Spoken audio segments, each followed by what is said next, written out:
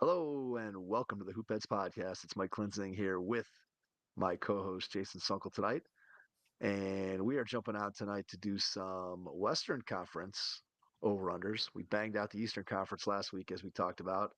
Jason's playing through a little pain tonight.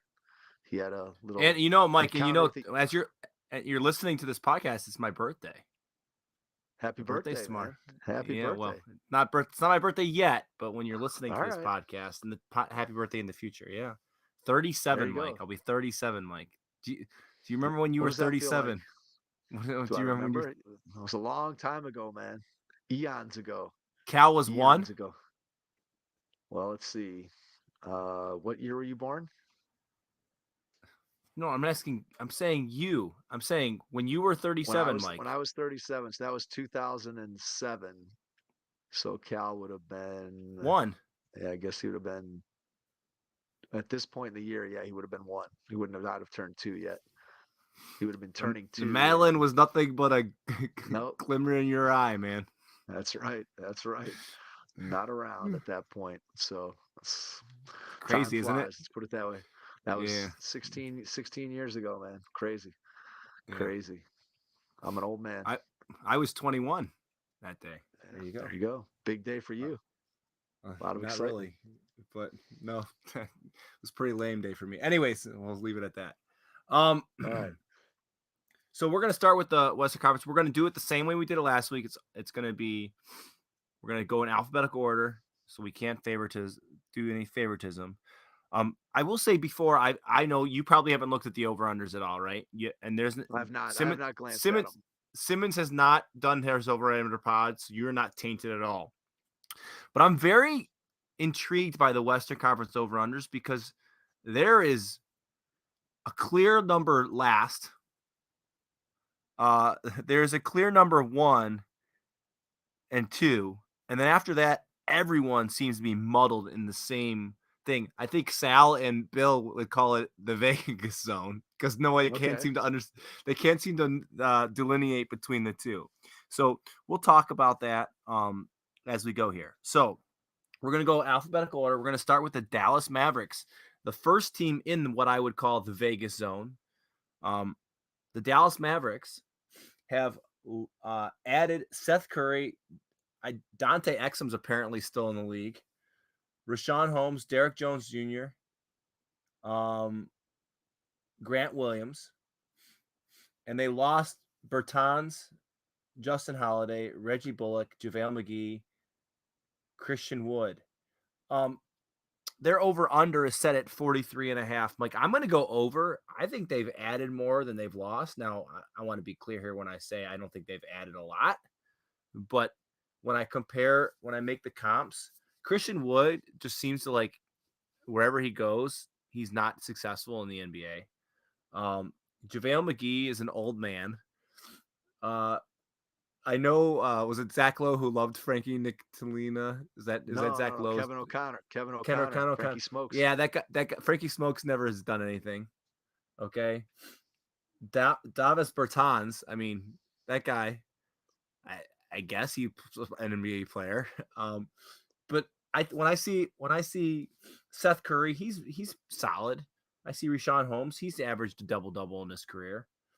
Um, Derek Jones Jr. I mean, he's good for a dunk every once in a while. I think the team's slightly better. I think they're going to win more than that games because that Luka and the Kyrie dysfunction seems to be tamed for now. Question mark. But I'm going to go over with a 43.5, Mike. I'm going to go over it. Oh, that's a hard no. I'm going under. I'm going under. There's no way. This team, like, I just, first of all, you're completely reliant upon Kyrie Irving as your secondary guy, and relying on Kyrie at this point in his career in any way, shape, or form, even for him to deliver you a chicken sandwich, I wouldn't be looking to be How about relying on cryptic Kyrie tweet? Irving Could you for that. rely on him for a cryptic tweet? You might Hila, be able to, but not much. infinity Okay, sign. okay, not much. Listen, not much beyond that. I mean, you're looking at Dallas is really relying on two rookies, the Olivier Maxence Prosper and Derek Lively, I think, are both going to play a significant amount, which when you put two rookies in your rotation, it's probably not the best thing. I And just they're don't getting think they have enough. influenced by Kyrie, man. Come on. Yeah, exactly. I just don't think this team has enough around Luca. I can see situations this season where you're going to get a lot of Luca whining, complaining, and I think at the end of the season, there's going to be some reckoning in Dallas with whether or not Luca is going to stay in Dallas for the long term because I just think that they have put a lot of eggs in the Kyrie basket. And when those two guys are on the floor, clearly they're going to be able to score. Those two guys are two of the most creative and efficient offensive players in the league with the ball in their hands. But I just think that what they have around those two guys, there's not going to be a tremendous amount of shooting.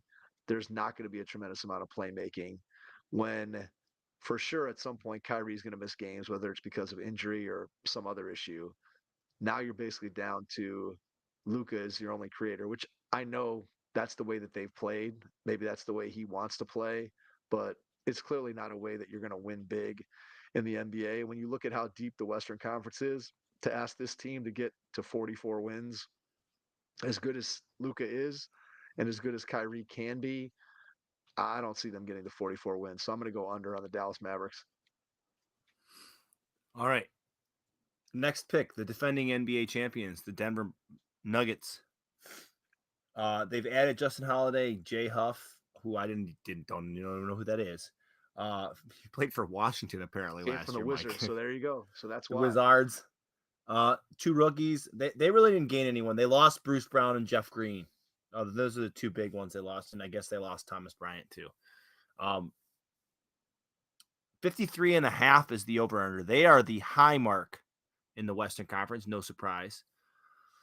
This is a tough one, Mike, because like I expect Jokic to play every game or mostly every game. But like when I look at it, like Bruce Brown was huge for them and they lost him.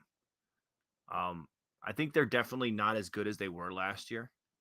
And also they're going to be Luka in his press conference last week said it wasn't a long enough offseason. He's still recovering, whatever that means. Like I don't know. 53.5 seems like a lot to go with though. I mean, it's hard for me to say under because I think they're the best team in the West. But would I be surprised if they lost some games that they should win because they're just the I don't want to say sophomore slump, but they're still got the lingering stench of the victory in the NBA championship, and sometimes winning a championship and coming off that high might be hard. I'm gonna say over, but it's very. I'm saying 54 or 55 wins at most. I think that's where I'm at.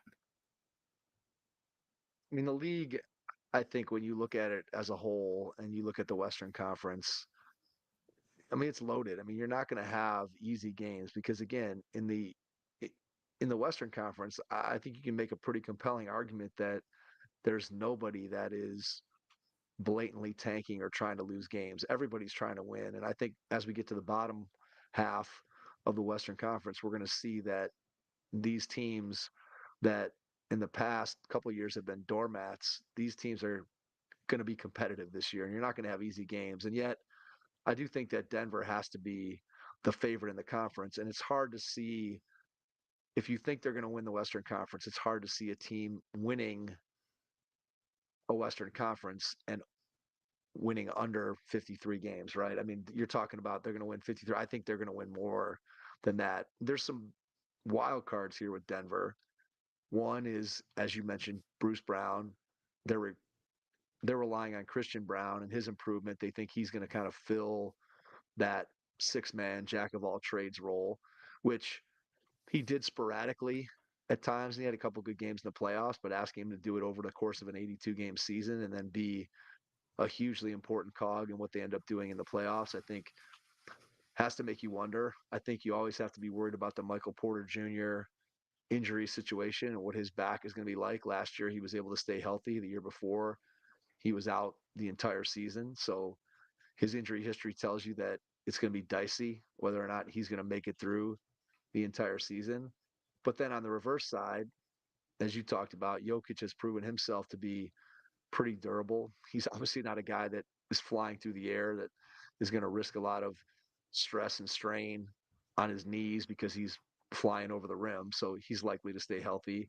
And then you also have Jamal Murray back from, he's now 2 years removed from his ACL tear. He's coming off a playoffs and NBA finals where he was clearly the second best player on this Nuggets team and one of the probably best five players in the playoffs.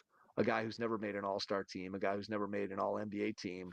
And yet, when you think about Jamal Murray as a playoff performer, it's hard to think of, you're not going to name too many guys on the list of people that you would trust in a playoff game before you're going to get to the name Jamal Murray based on what we've seen from him. So again, putting that knee injury even further in the rearview mirror suggests to me that he's probably going to have a big year. He's a guy who's probably more motivated than the average NBA champion to have an outstanding, successful individual season in terms of trying to make an all-star game and make an all NBA team, which are things that he hasn't done in his career, although he has this NBA title now in his back pocket to work with. So I think Denver, although, as you said, they're probably not as deep. I know they have some positive feelings about some of their guys coming in off the bench that maybe didn't play very much last year, and they think that they can be contributors, Christian Brown among them. And I think they like Peyton Watson is another guy that didn't play very much last year that they feel like has the potential to get some more minutes. So I like Denver's over. That's a bet on Jokic playing 70 games. It's a bet on Murray wanting to excel in the regular season because, again, he hasn't really achieved those milestones in his career that are regular season achievements. So to me, when you have those two guys operating at full tilt, and I really think that Denver's the best team in the West, and it's hard to imagine a conference champion winning only 53 games, despite how loaded the league is. So Denver over. Okay. All right. Next up, Golden State Warriors.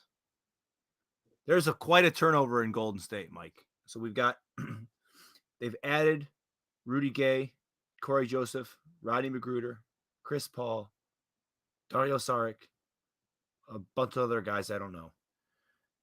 They lost DiVincenzo, Andre Iguodala, JaMychal Green, Anthony Lamb, Jordan Poole, Ryan Rollins. I don't know who that guy is. Patrick Baldwin Jr. Lots of turnover. Man. Ty Jerome came to the Cavs. Ty Cavalier, yeah. I don't know. I don't know how much impact Ty Jerome's going to have, but he is a Cavalier, you know. So, you know, here's what I'm going to say. The Golden State Warriors over under is 47.5.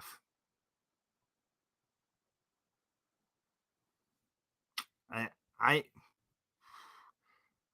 feel the under on this one, Mike. I listen. Steph's gonna miss a few games because of injury somewhere. Klay Thompson's not still the Klay Thompson of old, and you can argue he came back and played pretty solid last year, but he's still not. There's some holes. I don't know. Kuminga hasn't lived up to everyone's expectations. Moody has flashes. Wiggins is Wiggins. I don't trust him. And I haven't heard of Lester Quinones. I don't know who that is.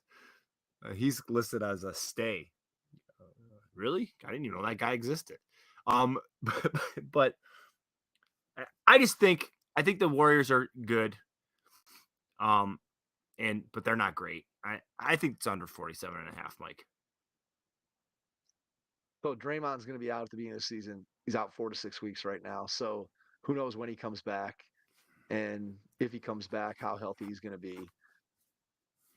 As great as Steph is, just like LeBron, every year you get a little bit older, and maybe you're just still at the peak of your powers. Maybe you're not. I think, as you stated, Klay Thompson, all credit to him for coming back from not only a torn ACL, but also a torn Achilles.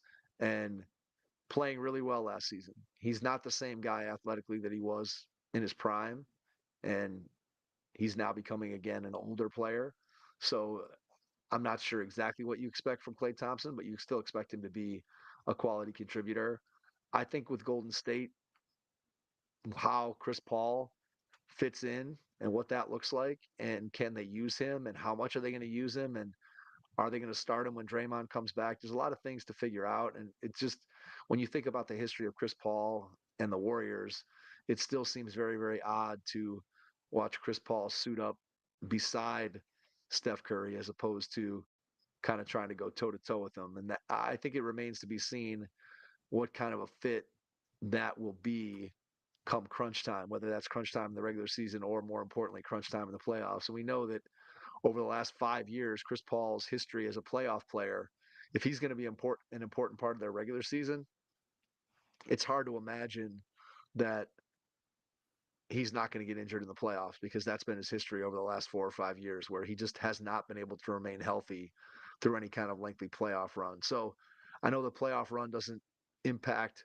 where we stand on the over and under, but I'm going to go under on the Warriors too. I think they'll probably be right around their number, but I don't see this Golden State Warriors team as being a threat to win 50 games. I just think that their their health is going to be shaky, and I don't love their depth, and I don't love the Chris Paul fit on this team. I think when you have Paul, you have Steph, and you have Klay Thompson out there. I mean, I just don't know if you're going to be able to match up with some of the more athletic teams in the league, especially some of those younger teams that are going to kind of try to run you off the floor. So I'm going to go under on Golden State. Their number was what again? 47 and a half. Okay. So we're both under on that one. Yep. All right. All right. Next up, Houston. We have a problem. And his name is Kevin Porter Jr. Anyways, They they're have in. them listed as a stay. They do. I think Kevin Porter Jr. has played his last game in Houston. He hasn't been officially released. Is that accurate? That is correct. He is not. Because I just don't think that he's not. They're not. The Rockets are not allowed to release him at this point. Oh, is he like on the exempt list or whatever? Anyways, well, I just think that as the process works itself out, I don't think at this point they're not. I don't know if legally. It's kind of the same situation as the Bridges situation last year.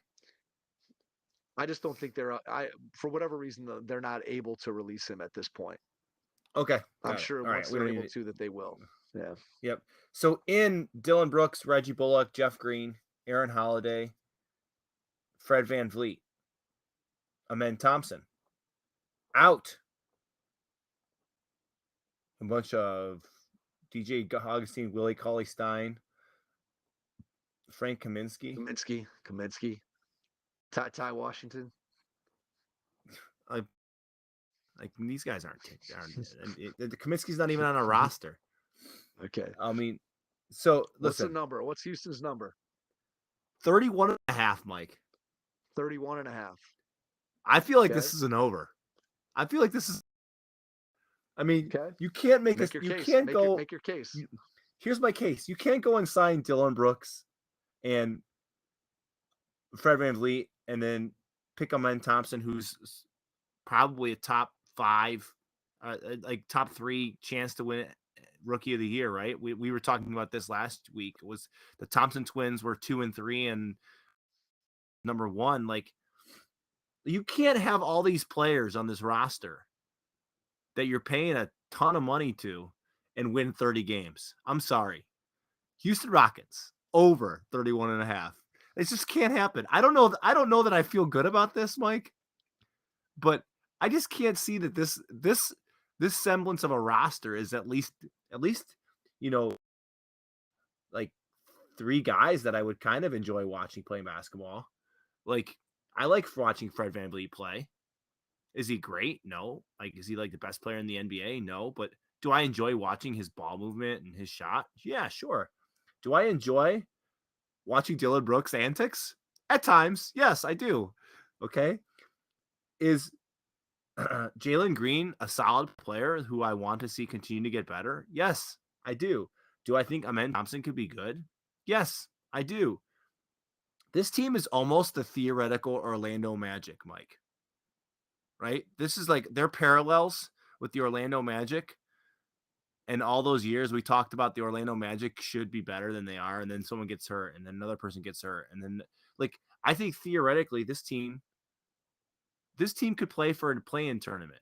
Do I think they will? Probably not. But do I think they win more than 31 and a half games? I think so. So I'm going over, Mike. I don't know if I've convinced you or not. I can't tell. You tell me. All right. So here's what I would say. What has been the reputation of the Houston Rockets over the last several years? That they are Dysfunction. completely, dysfunction. They don't resemble an NBA team. They have nobody steering the ship. You had, what's the Silas kid's name? Steven. Not, I always want to call him Steven Silas. Thank you. So what do you want to call Steven him? Silas. Wait, what do you want to call him? Paul. I was going to call him Paul. I was going to call him Paul Silas. R.I.P. Paul. R.I.P. Sorry. Anyway. Okay. Yes. Anyway. So you bring in Ime Udoka, who during his one season in Boston obviously had some issues, but I think proved himself to be a pretty good coach who ran a pretty tight ship. And I think that's exactly what except for these young himself. guys, except for on himself. But I think that's exactly what these young guys need. So you look at, okay, the guys that they brought in, Fred VanVleet, clearly a guy who is a veteran, love his game, hate his game, whatever. Clearly a guy that can be a tone setter for that team. Dylan Brooks, I may not like the tone that he sets. He may have a lot of flaws, but he's still a guy who plays hard and competes. And if you can rein him in, and it feels like Ime Udoka would be a guy that could rein him in, and you get the best of Dylan Brooks, then you're getting a pretty good player. Reggie Bullock, a lot of experience playing in Dallas, playing in playoff games, playing off Luka, guy who can shoot it, good player. Jeff Green, been on a million teams. Is he a guy that's going to play 35 minutes for you? No. But is he a guy who can fill in when somebody gets hurt, or a veteran presence in the locker room? A guy that does good things? Makes complete sense. You look at their young guys, and they just have, I mean, you can just go down the list. Jalen Green, Şengün, Jabari Smith, Tari Eason. I mean, these guys are guys that lots of teams around the league would love to have on their roster. And then that says nothing about Amen Thompson and how good potentially he can be. So to me, I think this team makes a lot of sense with the young guys that they have, with the veterans that they added, and then with the new coach instilling a different type of culture with the support of Fred VanVleet and I guess theoretically Dylan Brooks. But I think that if you're those young guys, at some point, yeah, you want to get your own, and those guys haven't been paid yet. They're big money contracts, they're second contracts, but still, I think that you're at a point where you've been in this dysfunctional environment where you're just losing, and these guys have come up in the game, I'm sure, winning a lot of basketball games, and to go in there and lose for a year, 2 years, 3 years in some cases, I just don't see that happening. I think that Houston, to me, this is an easy over. I think Houston wins. I think they win in the high 30s. I think they win So in the high you're 30s. thinking they're competing for a theoretical, could be competing for a play-in tournament? Maybe, Yeah, I think they're. possibly. I think they're in the mix. I mean, I think a lot. I think they're. When we go through this, there's gonna be a lot of teams that are in the mix for that play-in tournament, and I think Houston's gonna be one of them. I think they easily surpass 31 and a half. All right. The next pick, the Los Angeles Clippers. Now, before I do this, Mike, I want to ask you, who do you think has a higher win total, the Clippers or the Lakers, based on DraftKings? Well, I mean, I'm guessing that you're. I'm not asking you to make a. Are you asking which one I would do, or I mean, I'm guessing it has to be the Clippers because conventional wisdom would say it should be the Lakers. So I'm guessing. No, it's the Lakers. It is the Lakers, but it's only by one game. I mean, the Clippers the over under. That is, go ahead. The Clippers over under is 46.5. The Lakers over under is 47.5. I don't see a world that I'm gonna be listen. I'm not all about the Lakers, okay? I don't see a world that the Clippers get the 46 wins. Because Kawhi Leonard's playing what, 35 games this year again? Like He's him healthy. Zion Him are and competing to see who plays more games this season. him and Okay? Paul Sorry George Zion, you played in got the to preseason opener. They played in the preseason opener together in a preseason their game. their roster has not changed at all, except for they added Josh Primo and lost Eric Gordon. Everything else is listen, I'm not buying it, Mike. I'm not a used car lot. They're not selling they put sawdust in the what's it, odometer. There's no way. There's What's their no number? way 46 and a they're half? under. You're telling me that they were going to win 47 games in the West? Come on now. Give me a break. Under. I agree. I agree wholeheartedly. You're talking about if you're going to take the over on this one with as many good teams as there are in the Western Conference, then you're telling me that Paul George and Kawhi Leonard are going to each play 60 games. If they each play 60 games, then I think the Clippers could get to that number. The odds of Not those two 60 games guys at the playing same time. no, Not just 60 60 at the same games. They time. don't have Just to play. They don't have to play 60 at the same time. But if they each play 60 maybe, games, I think the Clippers would get to 46 and a half wins.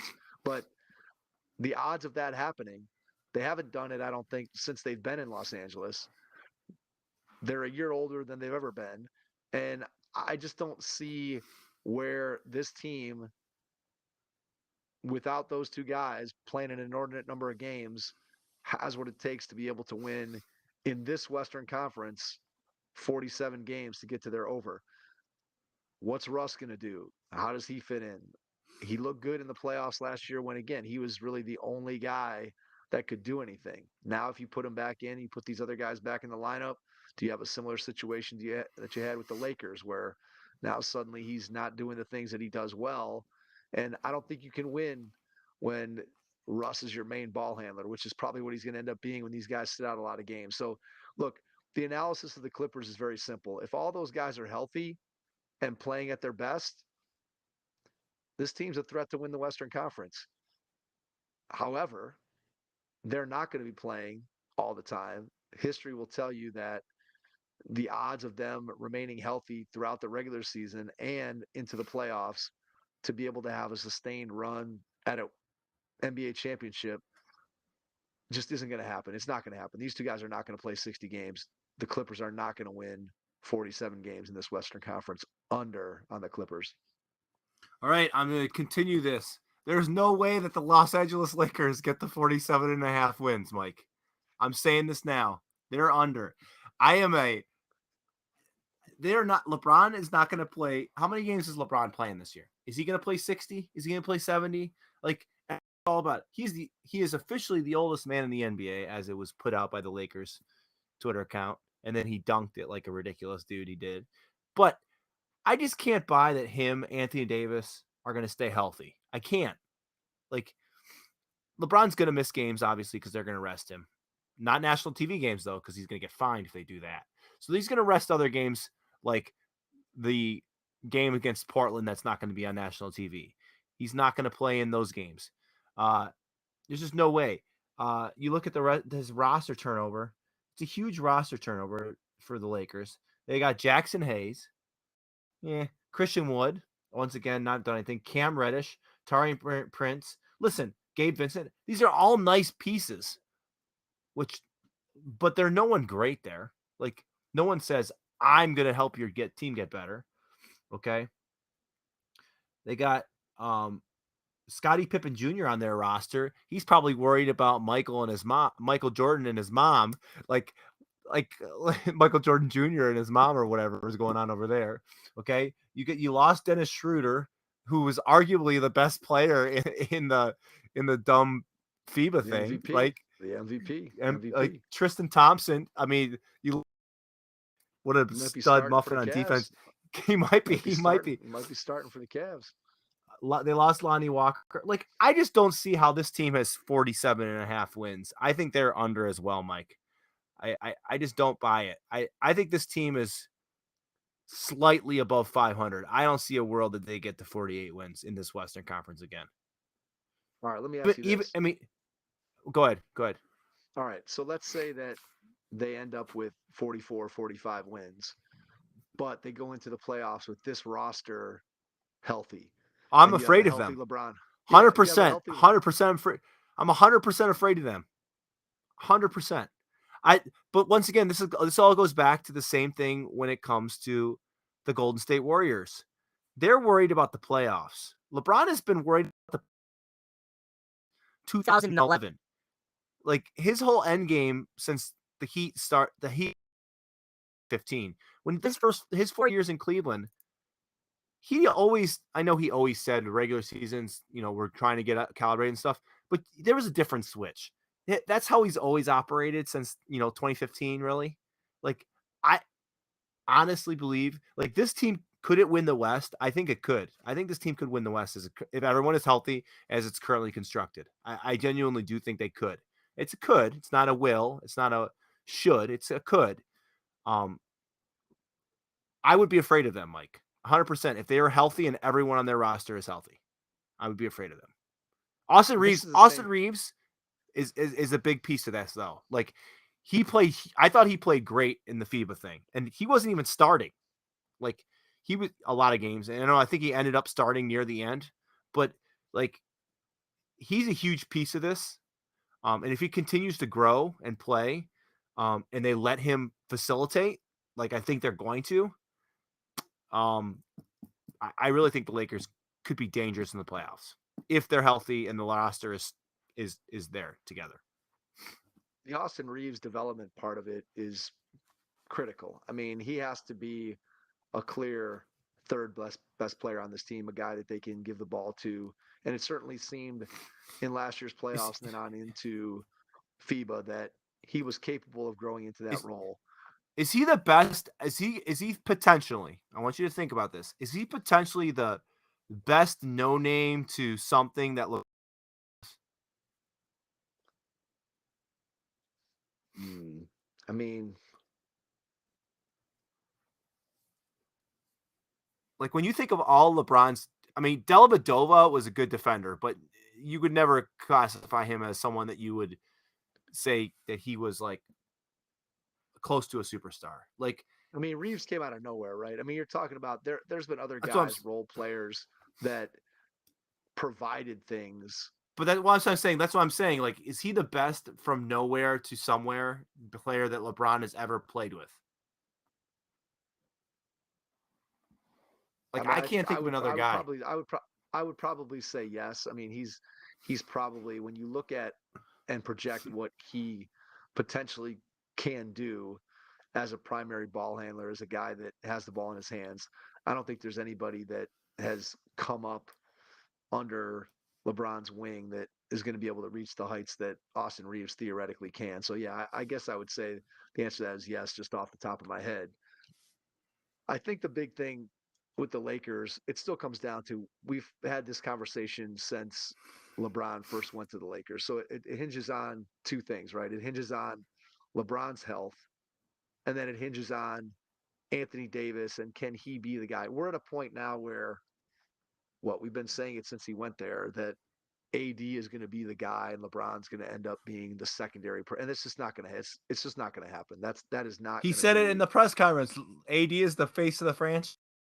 It's just not going to happen, and it's not going to happen. I think at one point you thought, well, it's not going to happen because LeBron is going to stay at a certain level. I just think that Anthony Davis, if he's your best player, I just don't. He's a really good second best player, a really good second best player. And what he does defensively when he's healthy might be the most impactful defender in the entire league. He certainly was probably, if not the best defender, right there in the playoffs last year as the best defender. And yet, sometimes offensively, he just is not necessarily as consistent as you'd like him to be. His shot has kind of abandoned him. He really hasn't shot the ball well since the bubble season. And so this team as a regular season team with the injury history of Davis and the age of LeBron and then what they have around those guys. Again, a lot of pieces that fit really well when those two guys are on the floor. A lot of pieces that I don't love nearly as much when one or both of those guys is not in the Lakers lineup. So I think as a regular season team, I don't like this team nearly as much as I like them in the playoffs if they're going to be healthy. Because over the course of 82 games, health is going to be an issue. In the playoffs, either they're going to be healthy or they're not. And if they are, I think they're a threat to win the Western Conference. If they are not healthy, then whatever, they're going to go out early. And that's, I think there's nothing new there. There's nothing new there. It's been the same story for the Lakers since LeBron got there. Their health is everything going into the playoffs. So I'm going under on the Lakers as well. All right, we're agreeing a lot in the Western Conference so far, Mike. We are. By the We way, are. these are all people in the Vegas zone for me. By the way, like all these teams, so Clippers, Lakers, and then the next 4 teams are all in the same area. Okay, so we Yep. have Memphis at 45.5, Mike. Okay, we got no real big roster turnover. They added Derrick Rose and they added Marcus Smart. They lost Dylan Brooks Jones. They're also without John Morant for 25 games. Now, I guess theoretically Marcus Smart could somewhat fill that void, but offensively he's not going to fill the void. Where does this team get offense? Like Brain. initiating offense, Bane and Brandon Clark. Yeah. Brandon Clark's out for the year. Oh, he's I don't out for think the he's year. coming back because he tore his Achilles towards the end of last Oh, yeah, season. that's right. That's right. Yeah, yeah. So he's out. Look, I mean, with this team, right? It comes down to two things. It comes down to what is Ja? Where is Ja? What is Ja? Has Ja's career been compromised? Is Ja going to come back and take things seriously? Is he getting his head screwed on straight? Where is he? Where is this guy as a human being? Where is he as a player? Where is he as a teammate of these guys on the Grizzlies roster? I think until you can answer that question, you're just kind of speculating and guessing about what Memphis's long-term future is. Ja has to be Ja in order for this team to be able to reach their potential. And then I think the second thing is, how much do you believe in Jaren Jackson Jr. as a second banana? I think I have Well, a hard I saw time. him in the FIBA. And that wasn't anything that I'm to write home about. Right. I have a hard time. Look, he's really good defensively, despite the fouls. He's a guy clearly you want on that end of the floor. On the offensive end of the floor, he's a lot less consistent. This team just looks totally different when you either plug Ja in or take Ja out. You plug Ja in at his best and you take away all the shenanigans. And this team, I think, pretty easily gets past that number without him or with a guy that is not on the same trajectory that everybody anticipated for him because of these off the court issues. Suddenly, this roster looks a lot different without the dynamic playmaking and scoring of John Morant at the top. So I think I'm going under on Memphis. I think there's a lot of good teams in the West. I think a lot of these teams are. I think there's going to be more wins at the bottom of this conference that are going to take wins away from the top, if that makes any sense. Yeah, yeah. I also am going to go slightly under her, Mike. Slightly under. All right. The next team, the Minnesota Timberwolves. They've added Troy Brown. Oh, let's see. Who's Shake? That's the only big names. And then they lost Tarian Prince and Austin Rivers. And I don't even know if Troy Brown is a big name. The other guys I've never really heard of. Here's what I'm going to say.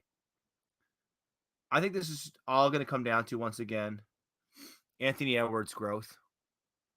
And listen, unlike Jaren Jackson Jr., if you're a Minnesota Timberwolves fan, you have to be encouraged by what you saw out of him. He played really well overall. Obviously, he had the one game that he did not play very well, but the rest of the time, I think he was pretty solid.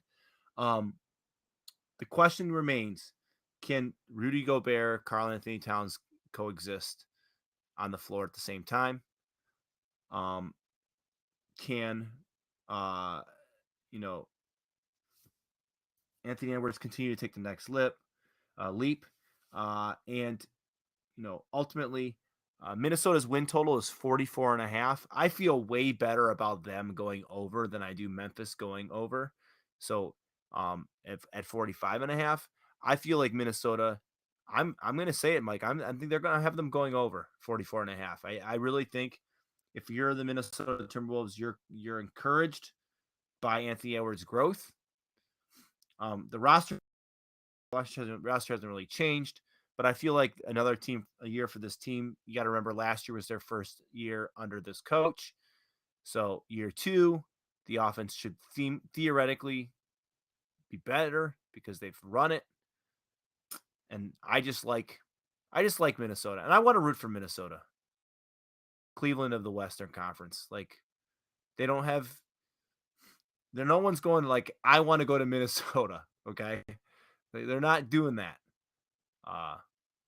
So like free agent signings, not going to happen very often. So I'm going to go over for Minnesota. So I think if you're betting on the Timberwolves and you're thinking about the over, you're clearly thinking about Anthony Edwards taking another step forward towards becoming one of the 10 best players in the league. Is that possible? I think it's certainly possible coming off of FIBA and coming off the role that he played on that team. I think the next step for Anthony Edwards is, can he make other guys better and not just do his thing, which he's already very, very good at, but can he make these other guys better? Last year, Towns is out the majority of the year with that calf injury, comes back at the very end, played at the very beginning of the season. And so they never really got a whole lot of time to experiment and do different things with Gobert and Towns together on the floor. Despite the flaws that Karl Anthony Towns has, the fact remains is that this guy's a multi-time all NBA player who, as the self-proclaimed best shooting big man of all time, whether you agree with that claim or you disagree with it, he's clearly a guy that has an offensive skill set that not many guys at his size in the history of the league have had. I don't love Karl Anthony Towns as a player. I'm not sure that he's a guy that you can count on in huge moments. He hasn't really proven himself to be that. But I do think that when you plug a guy that has that kind of talent back into a lineup, there has to be a way to make it at least semi-workable with him and Gobert. And then you figure out how to get Anthony Edwards into space and still have those two guys on the floor. It'll be interesting to see what Chris Finch does. I know that he has a great reputation around the league as being a good, solid NBA coach.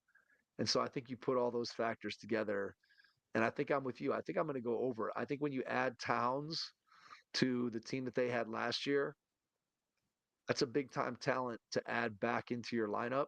And if those guys can stay healthy, having a whole training camp together, getting a chance to look more at, okay, what are some different options that we have? What lineups can we play? How can we design this offense differently to be able to take advantage of what each of those guys do well and keep those two bigs on the floor together?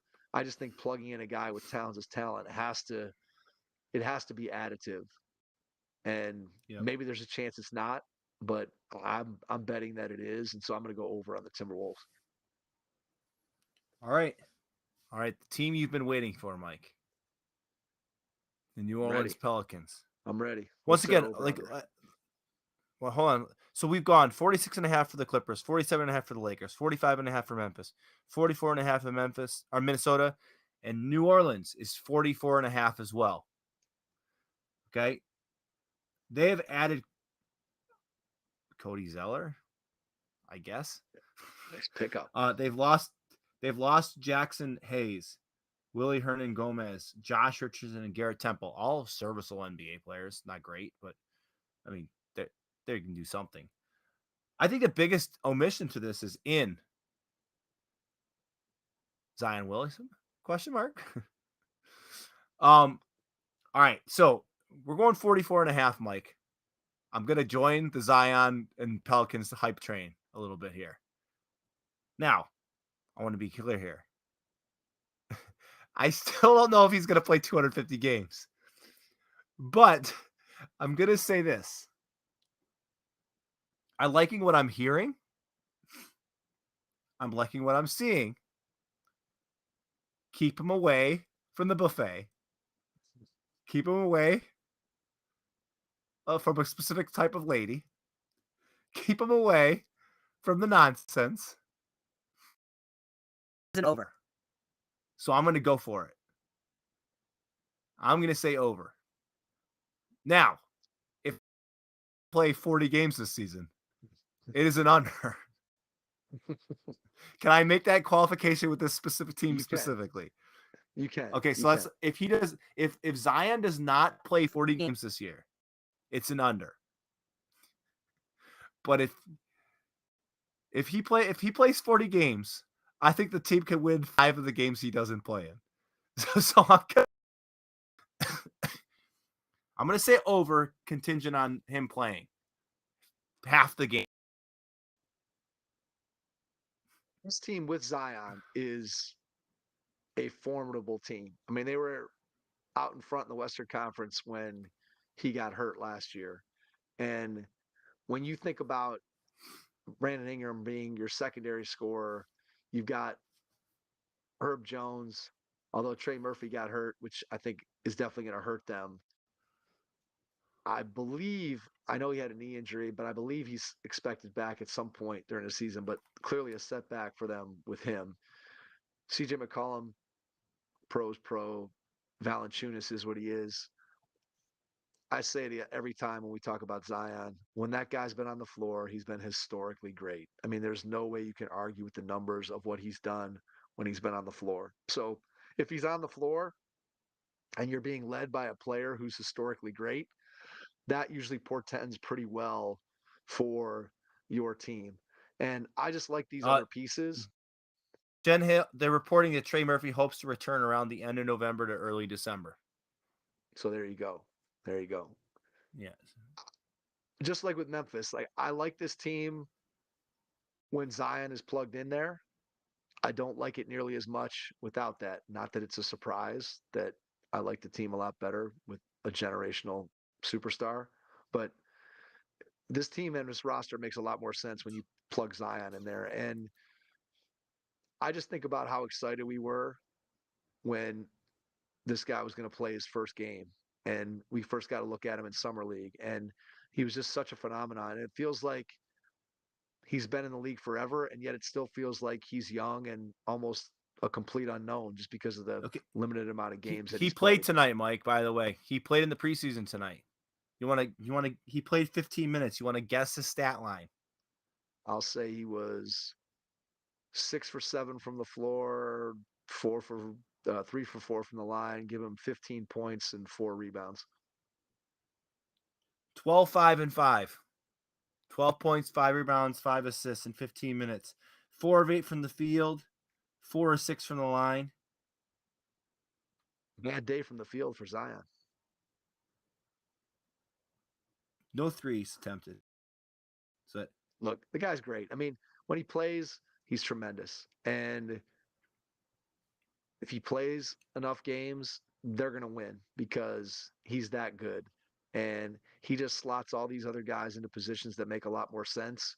And look, they're going to have to figure out if him and Ingram, if Zion stays healthy, can him and Ingram as a pairing hold up on the defensive end of the floor if you're talking about trying to win a championship. But this team with Zion in the regular season is going to win a lot of regular season games if Zion plays. So I'm going over on the Pelicans. All right. Oklahoma City in the same exact spot as the Pelicans and the Minnesota Timberwolves with 34.5. They have added, I'm going to add Chet Holmgren. It said he's stay, but he's really an ad. Chet Holmgren, Davis Bertans, Keontae Johnson. He's the guy who had the heart thing, right? guy from Florida State that had the heart thing. Yes, yes, yes, yes. Yeah. Hmm. Okay. Victor Oladipo. They lost. Dario Saric is the only thing they lost that was part of their. This team is going to be good, Mike. I think I'm gonna enjoy watching this team play. I don't think they're going to be great. I think it's going to be good. Josh Giddey, good. SGA, good. Chet Holmgren ceiling is high if he stays healthy. Um, I like this team. I do. 44 and a half. Here's what I'm going to say. I took the over on Minnesota. I took the over on New Orleans, 44 and a half. I'm going to take the over in Oklahoma City, and I'm going to get 2 of the 3 correct. I'm going for it. I'm saying over. Barely over. But I think this team's going to be good. I really enjoyed watching them play last year. SGA is, I mean, I'm still not thrilled that he got the first team all NBA over Donovan last year because I thought Donovan deserved it. But he's a top 5 or top 7 player in the NBA for sure. I can buy into that. And he looked really good in the FIBA. Now, once again, that's not necessarily an indicator that they're going to have a great NBA season, but I surely feel way better about him having a good season than I do about Jaren Jackson Jr. having a good season based on what I saw on FIBA. And I know there's extenuating circumstances. They're not playing with guys they typically play with, but SGA was hardly playing with NBA players, and he looked great. If he can look that good with uh, uh, a younger version of you and me, so he's going to play well in the NBA. So I'm buying some Oklahoma City stock. I want them to be good. Because I just really like that I like Oklahoma smaller market team. I want them to do well. I want them to succeed. I'm saying over. Mike. I'm gonna go over. Oh my god. We were on a streak of like 10 in a row here where we've agreed. All right, let me lay out the case. I think you did it pretty well. What I'm noticing though is if you look at our picks, I'm noticing a trend, and the trend is that we are discounting the older, more established teams and feeling like those teams are going to go under. So we have Golden State, the Clippers, the Lakers. I don't know if Memphis can be considered an older team, but Memphis has been near the top of the conference for at least the last 2 years. And some of these younger teams are where we're going over. I think the case for Oklahoma City is that Shea is now one of the, as you said, 5 to 7 best players in the league. Typically, if you have one of the 5 to 7 best players in the league, that gets you to 40 something wins just in and of itself with one of the 5 to 7 best players in the league. And then you add in the other young pieces that they have. Dort as a defender, Giddey as a secondary playmaker, wing Jalen Williams as an athletic guy that can play both ends of the floor. Chet, we got a little bit of a vision with his game against Wemby the other night, where, man, he has the potential to be a guy that is going to be a potential double double and block shots and be a factor on defense. And if he's that, and they end up, it looks like they're going to end up playing him a lot at center, which is going to allow them to space the floor, give even more room for Shea to be able to get to the rim and do the things that he does inside the key. And so to me, I think I look at this team and I say, okay, they're going to try, I think, this year to win as many games with this core, figure out which of these guys off their bench are guys that they want to keep, which guys are they going to invest in. Is Ousmane Dieng going to be a part of their future? Is Poku going to be part of their future? Are these guys going to be guys that they want to keep around, or are these guys that they can look to consolidate and make a trade at some point? I think next off season is when Oklahoma City takes some of their draft capital and looks for a guy that they can trade for to add to what they'll have in Shea and Giddey and Holmgren. And next year's the year where they really start to compete. But I think this year, this young team, they're going to be hungry. They're going to play. They're going to want to win games.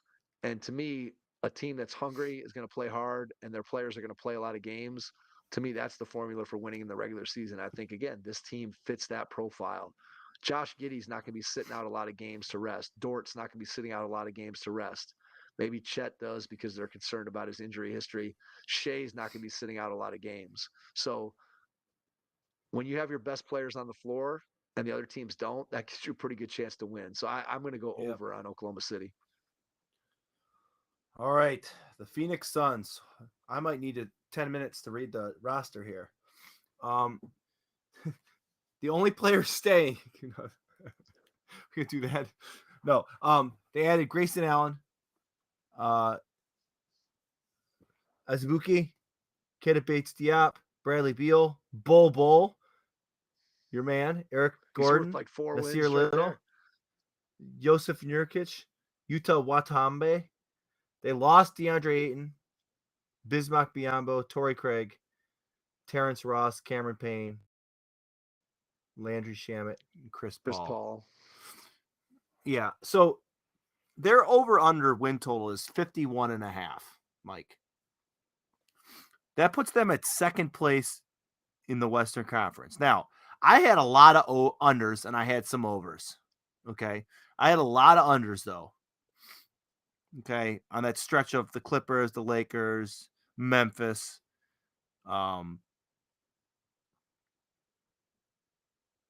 Golden State. Listen, this roster, when you say I have Devin Booker, Kevin Durant, and Bradley Beal on the same roster, you're like, man, that's going to be a lot of wins. But then you think about it and you're like, can Bradley Beal even play 25? Can Kevin Durant stay out of his own way and stop making burner accounts? Devin Booker's the most reliable guy, they've got a concern in my eyes. Like, because Booker's going to play. Like, I feel like last year he missed a few games because he sprained his ankle, but I think historically he's been pretty durable, right? You agree? Absolutely. Like, Absolutely. so he's the only one of those three that I trust is going to make a concerted effort to play as close to 82 games as he can. With that being said, the rest of the roster concerns me. Like, really? It doesn't concern you? It concerns me a lot. It concerns me quite a Like, bit. listen, you know what this roster looks like, Mike, to me? What? Take Kyrie Irving off the 2016, 27, or the 2018 Cavs. Okay. Well, The only they have no difference is point. you've They have got no 3 point play. guard. There's no point After guards on this saying roster. it, the 2018 Cavs had LeBron and Kevin Love and then nothing else, right? Agree? Agree. Like, okay. I mean, he was basically dragging corpses to the NBA Finals. Let's be clear. And that's no slight at some of the players on that roster. I just want to be clear here. But it wasn't a very like good roster. This roster rivals it. Now, luckily they have 3 big kahunas. Unfortunately for them, one of those big kahunas hasn't played a full season in a long time. Looking at you, Bradley Beal. Listen, I'm under on this. I can't. Would I be surprised if they somehow got over? No, because theoretically these 3 players 60 games. They shouldn't. If they're all 3 playing, there's not many teams that they should lose to. If they're all 3 playing, in my opinion, there's not many teams teams should lose to. But I don't have any faith that they're going to play that many games together. I just don't. Like, something's going to happen. At some And point, they're you not got to going get to some play. stops. At some point, you got to get stops. I mean, you have to. I mean, I know. I mean, they're going to have to score. They're going to have to score 140 points a game, basically. Yeah, exactly. And they might do it. I mean, as you said, if those 3 guys are healthy, good luck trying to guard them. I mean, all 3 of those guys. How many minutes is shooting that Bol playing for this roster, Mike? He's got to get some time. He's got to. You would think. I continue to be amazed that there must be something behind the scenes with this dude that doesn't come out, because when you watch him play, I just don't understand how, if you're a team and you see what he theoretically sorry, can do. listeners, for getting the Mike Bol. I don't know which one Mike's takes. I just don't understand. I don't understand why you wouldn't invest in a guy that has his skill set and his size. Like, why wouldn't you want a guy like that on your roster, somebody that you could develop? the skill level that he has at the size he has, it doesn't make sense to me why an NBA team wouldn't want to invest time and resources into a guy that has his skill set. There has to be something that is not public that makes this guy kind of float around to different rosters. Because when I watch him play, the talent level is clearly there. And I just don't get why teams don't put more stock in him. Now, look, how much is he going to play for this team? Who knows? I mean, I think you're going to get basically a revolving door around those three guys if they're all healthy until they figure out who can play with them, what kind of players they need next to them. Are they going to go just strictly 5 offensive guys? Are they going to fill those spots with a Koji who's more of a defensive player? I don't know what their strategy is going to be. Maybe Nasir Little ends up playing because he can be a front court defender and guard multiple positions. I don't know what's going to happen. What I do know is that this team's going to score when those guys play, but I also know that they're not really going to stop anybody. And maybe that means in the regular season that they win a lot of games, but I think in the playoffs, you got to be able to at least play some defense. I think you look at Denver last year and they were thought of as an offensive team, and yet I think they ended up in the playoffs, they ranked pretty high defensive wise. And I just don't know if this Phoenix roster has that in them. I think they're going to score a lot. I think they're going to probably be a fun team to watch just because they're going to put up numbers. But Bradley Beal hasn't proven that he can stay healthy. Durant has missed 20 games, I think, probably in the last couple seasons with various injuries. And he's another year older. The Achilles tear is a little further in the rearview mirror, but nonetheless, it feels like he gets some kind of injury every season. And this team is not built to withstand an injury to any one of those three guys. And I don't see this going best case scenario for Phoenix. That's not how I see the season playing out for them. So I am also going to go under on the Phoenix Suns. So we're agreeing again. We got to disagree on something here. All right, here we go. The Portland Trailblazers. They've also got a big influx on their roster. DeAndre Ayton and Malcolm Brogdon, Scoot. Oh, they added Moses Brown, Robert Williams. Obviously, they lost Dame, Nurkic, Cam Reddish, Nasir Little. Their over under, Mike, is 28.5. The lowest in the Western Conference.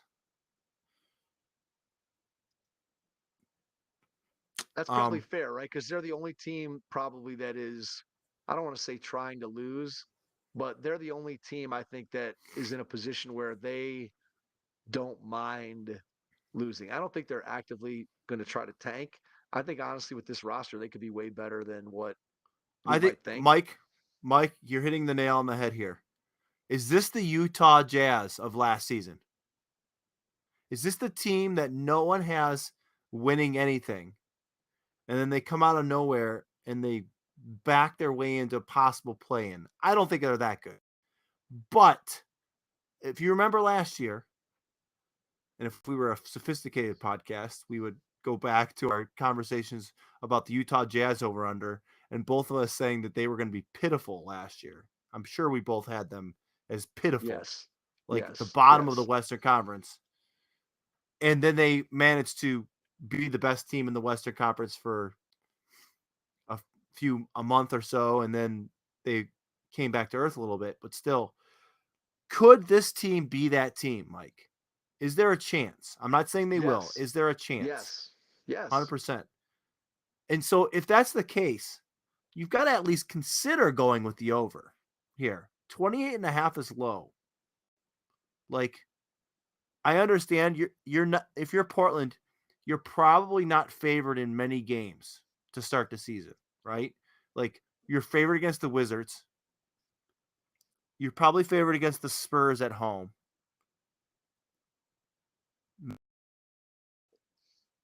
And a few of the other bottom Eastern Conference's team at homes. Everyone else, you're not favored. I'm going under, Mike, just because, like you said, I don't think they're actively going to tank, but I just don't think they're that good. Clear star on their team. I mean, DeAndre Ayton is not a star. He's making a lot of money, but he's not a star. Bogdan, could Brogdon maybe be rejuvenated here? Because he kind of wasn't himself in Boston, in my opinion. I know he got hurt. Could he possibly get rejuvenated? Maybe. The closest thing they have to a star is I mean, I can't put it on Scoot already. Like Shaden Sharp and Anthony Simons. Like Anthony Simons has some pretty sweet dunks. Like I mean, I could don't. Shaden They're Sharp nothing. develop into that? Sure. Anthony Simons is a good player. I don't think Anthony Simons is ever going to be a star. I mean, Scoot's the star. Like Scoot's the star of the show. all I'm saying is this is a stinky one for me. I'm gonna take the under, but I don't feel great about it. All right. So here's what I'm going to say. If you look at their 8-man rotation and you think about teams that have traditionally been the worst teams in a conference, which is kind of what we're talking about here, whether Portland's going to be the worst team in this conference. So Jeremy Grant, good NBA player. Shaden Sharp, young player that lots of people think have a ton of potential. Anthony Simons, I don't know what his ceiling is, but the guy scored more than 20 a game. He shot over 40% from three. He's a good player. Matisse Thybulle, limited offensively, but one of the better wing defenders in the league. DeAndre Ayton has flaws, but was the number one overall pick. Malcolm Brogdon, rookie of the year, a guy who's played on multiple playoff teams. Robert Williams, guy who was, when he's been healthy in Boston, one of the most impactful defenders in the whole league. And then you have Scoot Henderson, who in a year when Victor Wembanyama isn't in the draft, may have been a guy that tons of teams were coveting and thought could be a franchise player.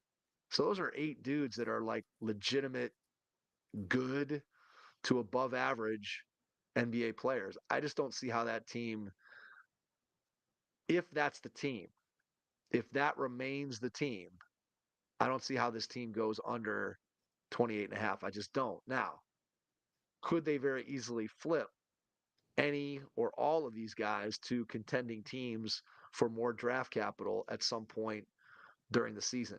I mean, you look at up and down that roster, maybe there's not a whole list of teams that want DeAndre Ayton, but there would be a ton of contending teams that would want Robert Williams. There'd be a ton of contending teams that would want Malcolm Brogdon.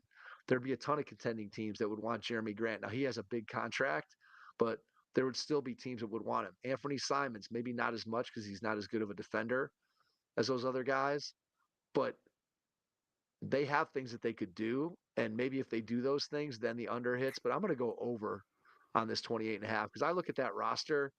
And if that roster remains the same, this does not look like a bottom feeder in a conference to me. This looks like a team that, yeah, they may not be a playoff team, but if this team is the roster and they compete and Chauncey Billups coaches them up, this team could be, I think, better than what anybody expects. I would not be that surprised if they were significantly better than 28 and a half wins. I don't know where that puts them, mid 30s maybe. So I'm going Okay, over, hey, a disagreement. about time. All right, But I think we both all but right. I We think got. we both made compelling cases. Yep. All right. Sacramento Kings, another team in the Vegas zone. Mike. Okay. Um, Yep. they added Chris Duarte, Jeremy Lamb. Although no, didn't he just get released? Didn't Jeremy Lamb just get released yesterday? He played a lot of minutes. I feel like he got released yesterday. He may have. I didn't if he did, I didn't see it. Uh, JaVale McGee. They lost Nice. Delhi. As you said, the old man, JaVale McGee. Rashawn. Listen, I don't know that this team got any better, Mike. Like when I look at these guys they added, nothing stands out to me.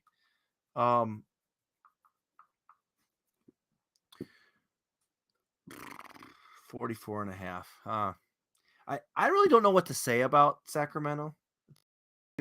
I'm gonna go under, Mike. I don't know why. I'm going under 44 and a All half. right. I'm going under. All right. Well, I'm going to continue our streak of disagreements. I'm going to go over.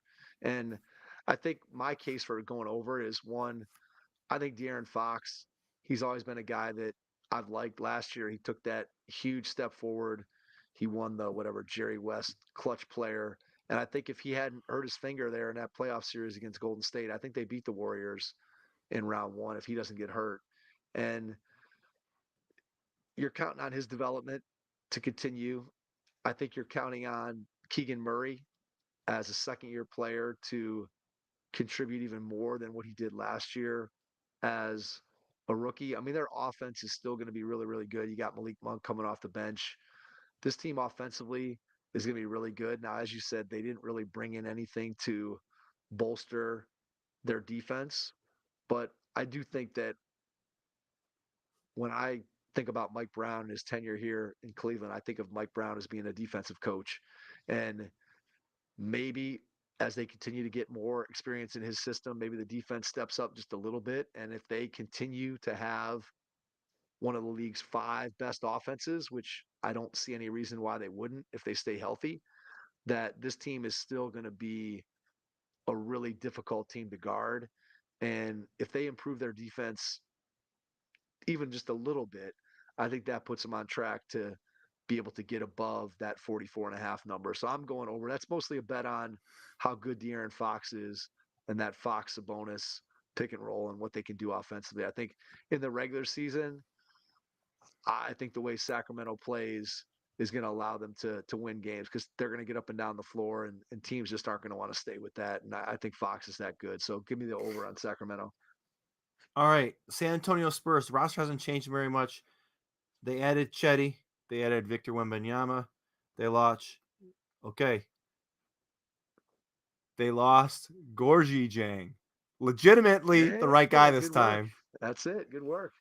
And Keita Bates Diop and Romeo Langford. Here's the thing. I know I sent you the highlights from his game yesterday.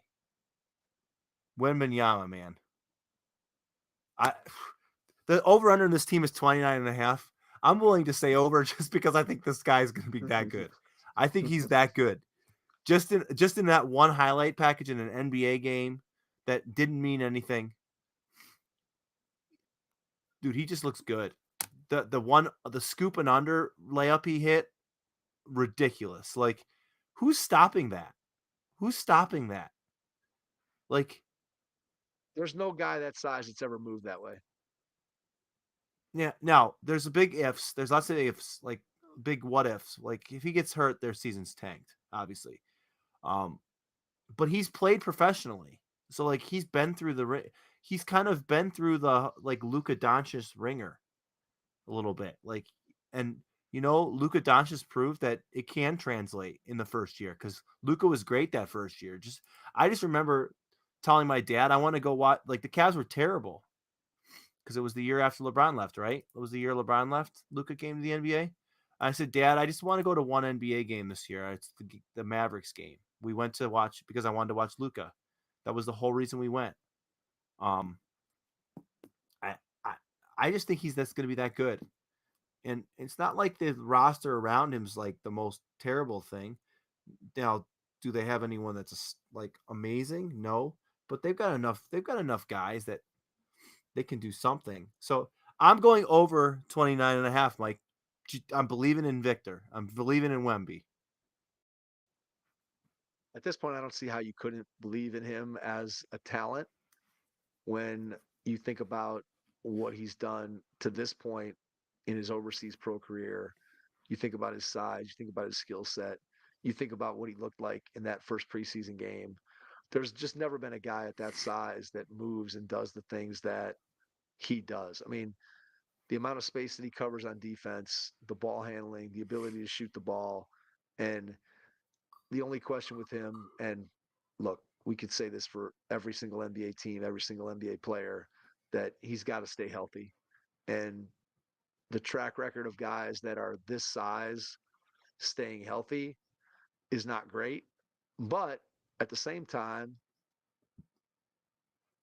who knows, right? I mean, we don't know. Maybe he's a Kareem Abdul-Jabbar type of guy that he Yeah. takes care of his body and he ends up being able to have a long, long career and stays healthy throughout it. Now, Victor's a little bit taller than Kareem, but it'll be interesting to see if he can remain healthy. How many games do you think he plays if he's healthy? I think we talked about this before. Does he get to 50? Is that the goal? If he's healthy the whole season, does he play 50 games? I think 50. I think 50. So if you figure he's going to play 50 games, that means he's going to sit 32. In those 50 games, can the Spurs win 25 of them?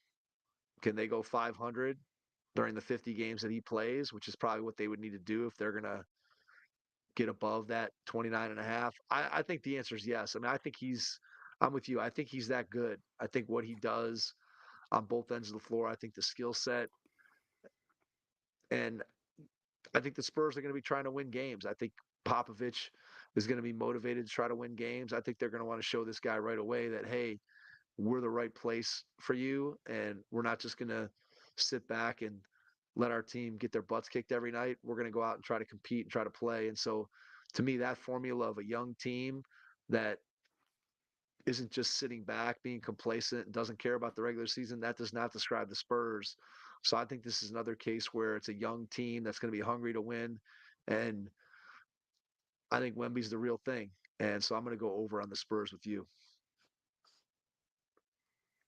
Oh my gosh, I'm back to agreeing. All right, the last team, Mike, in our over under journey, the Utah Jazz. The roster hasn't not really much of a change. They added John Collins, they lost Damian Jones and Rudy Gay and Azubuike, but really none of those guys were big. Listen, their over under is 35 and a half, Mike. I've just purely based on last year. I'm gonna say over on this, Mike, because what I've already talked about, they played really well last year. It's another year of them playing together. The only thing is they're not gonna catch anyone by surprise like they did at the beginning of last year. So that would be my concern. Is they're not gonna catch someone by surprise. But I'm gonna go with the over, thinking that they can do it again. 36 wins is not a whole lot. I think they can get there. I'm going over. All right. If Markkinen's year last year wasn't a mirage, if it wasn't a 1 year blip, if really that is now the player that he is, then you have probably a guy who's not good enough to be a number one player on a championship team, but Markkinen suddenly becomes a pretty good player. I mean, he's a guy who maybe he's a poor man's number two or a very good number three, but that's a guy that is a legitimate, really good NBA player. And Walker Kessler was a rookie last year. Now he's got another year in the league. Although he didn't play much for that FIBA team, he still had the experience of being there with those guys. He's going to be a very good player, one of the best interior defenders in the league. I think our guy that we drafted here in Cleveland, Agbaji, I think he's going to end up being, again, not a great player, but I think he's going to be a really good 3-and-D player. And I think he's going to get a lot of minutes for the Jazz this year, whereas last year he was kind of hit or miss in and out of the lineup. John Collins, I think, will be rejuvenated in Utah, and I think he'll play well for them. We know what Colin Sexton is and isn't, but he's a valuable guy to have on your team that can score off the bench. I like this team. I think that we underestimated what they were going to be last year. I think primarily because nobody saw the Markkanen leap coming.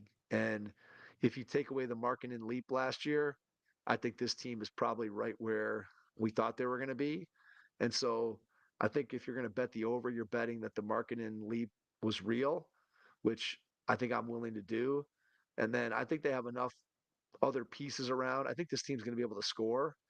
And I think Will Hardy is one of the best young coaches in the NBA. So I think you combine the returning roster, the belief in Markkinen as a number one guy on a good team, and then I just think that Will Hardy, good NBA coach, guy who's going to make a difference, and this team is going to win more than 35 and a half games. I'm going over on the Utah Jazz. Whew. We did it, Mike. We did it, man. That's a wrap. So again, I think what's interesting is, like I said 10 minutes ago, is we kind of went under on the established teams and we went over on the up and coming teams. And to me, at least my mindset was that's a bet on teams that are going to prioritize the regular season more versus teams that are going to prioritize rest and recovery and being ready for the playoff run. So that's why I tended to Yep. go over with the young teams and under with the more established veteran teams. So, All right. So on that note, let's talk about what next week is going to look like, Mike. We're going to talk about MVP. We're going to talk Rookie of the Year, although I think we've already agreed on that one. We're going to talk about who we think is going to represent each conference in the NBA Finals. Who is our champion? And then I was going to say we should probably do. I don't know if it's too make a in-season tournament prediction. we got to really look at the And then groups and stuff. Are we doing our yeah. tiers next week? Are we going to do tiers? Oh, do you want to do tiers? We can do that. I mean, so we have. Let's see. When's the first NBA game? I guess I should look at that schedule. Is it 2 weeks I from would today? say like I want to I want to say like October 24th, 25th, somewhere in there.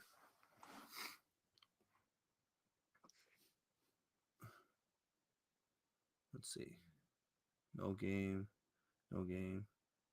The 24th. So 2 weeks from today. All right.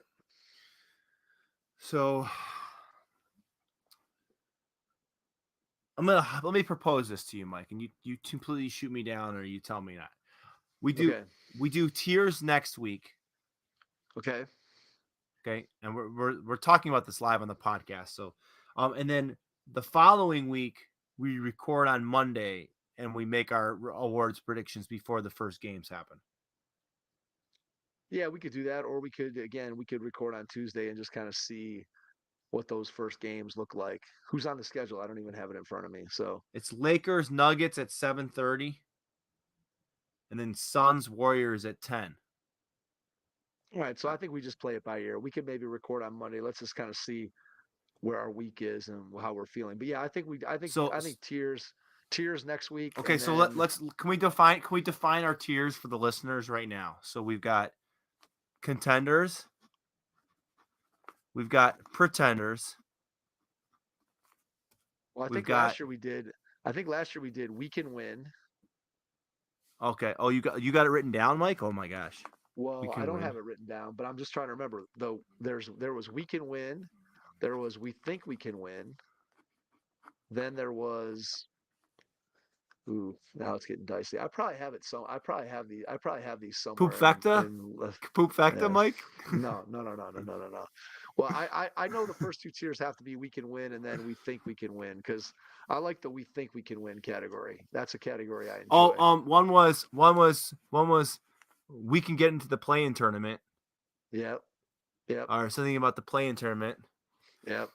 And then We might have had pretenders or fake contenders or pseudo contenders. I don't know. Let's work on it. okay, Let's well, work on it. okay. Well, I'll let you wordsmith it because you come up with better All ones. right. But I probably can I find. need I'll it probably. before I I could need probably it find before my. set. I need it before p.m. on next Tuesday, and for Okay. me to All right. Okay. properly. All right.